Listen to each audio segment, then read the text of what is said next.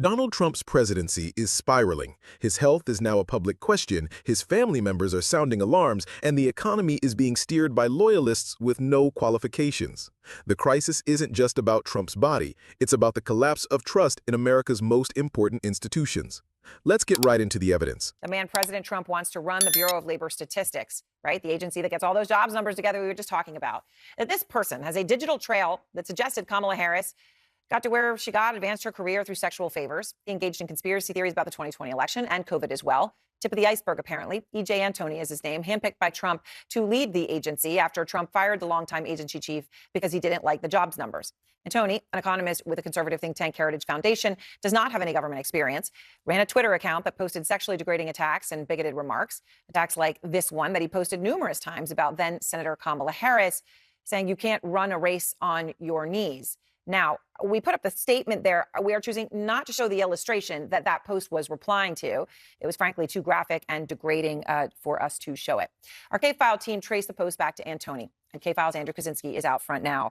So, Andrew, this is the person, the man that Trump wants to lead one of the most important agencies in the United States, one that produces jobs numbers and measures the economy. Well, what did you find out about him?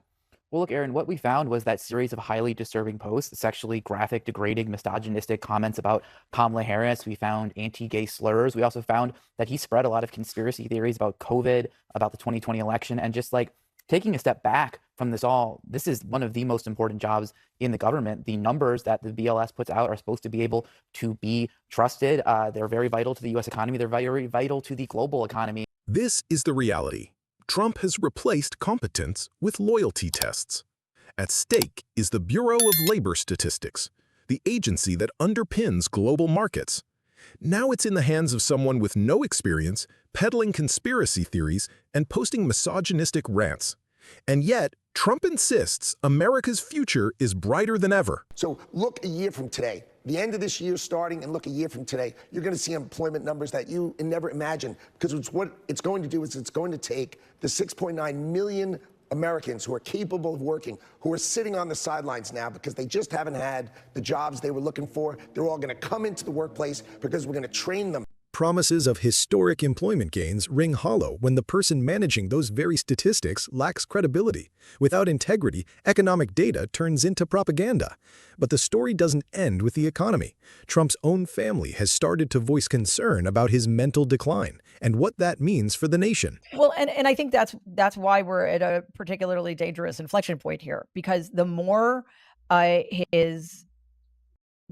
understands who he is, what's happening to him, the more scared he gets and the more cruel he's going to become, the more desperate he's going to become. So as with anybody, people who have who start having dementia or Alzheimer's, there are moments of insight. They recognize what's going on. And it's actually one of the cruelest things about that disease, because once you've forgotten everything, like my grandfather, for example, he was fine. Once he just stopped remembering who people were and he thought that he was still running the world, he was fine. But it's those early on moments of insight into what's happening to you that really have a negative impact. And this is starting to happen to Donald with increasing frequency, and it is freaking him out. Yeah. And do you see any of these telltale signs in Donald? Do you recognize anything? Again, it's so hard to say because Donald has always been paranoid and vindictive and angry. So, what's driving it? I think I see it mostly. There are looks of confusion on his face at times, which are very reminiscent of when we would be out in public with my grandfather, for example. Like we used to go to Peter Luger's for his birthday or Father's Day, or at some public event, and he would get this startled look, like a deer in the headlights look, like, where am I? Who are these people? I don't want to be here. I see that in Donald's eyes sometimes. When insiders compare Trump's expressions to the early signs of dementia, it's no longer just speculation. It's a warning. A leader struggling with cognitive decline grows paranoid, cruel, and unstable, precisely when steady leadership is most needed. A collapsing economic apparatus, manipulated statistics, and a president whose family fears his decline.